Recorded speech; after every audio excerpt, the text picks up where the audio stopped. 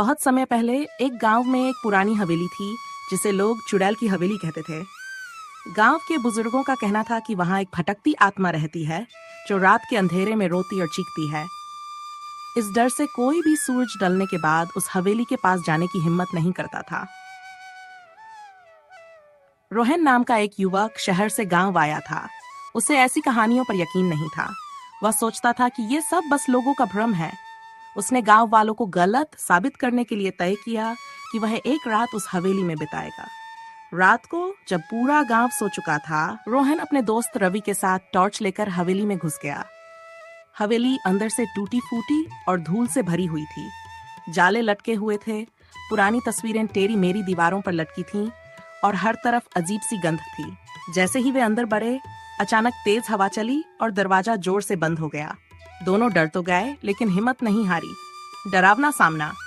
अचानक एक कमजोर पर डरावनी आवाज गूंजी, कौन आया है यहाँ? रोहन और रवि ने देखा कि सामने एक सफेद परछाई खड़ी थी। बिखरे बाल, लाल जलती हुई आंखें और डरावना चेहरा। चुड़ैल धीरे धीरे उनकी ओर बढ़ रही थी। रवि डर से भागने लगा, लेकिन रोहन ने हिम्मत करके पूछा, तुम कौन हो? भटकती आत्मा की सच्चाई। चुड़ैल रुक गई और उसकी आंखों से आंसू बहने लगे। उसने बताया कि वह रुखसार नाम की एक लड़की थी जिसे कई साल पहले हवेली के मालिक ने धोखा देकर मार डाला था। उसकी आत्मा तब से मुक्त नहीं हो पाई थी और वह इंसानों से मदद मांग रही थी।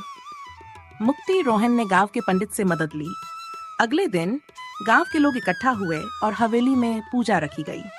जैसे जैसे मंत्रों का जाप हुआ, चुड़ैल की चीखें कम होने लगीं और धीरे धीरे उसकी आत्मा शांति पाकर हवेली से मुक्त हो गई।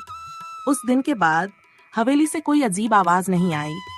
गांव वाले निडर होकर वहां जाने लगे और रोहन की हिम्मत की सबने सराहना की। डर के आगे जीत होती है।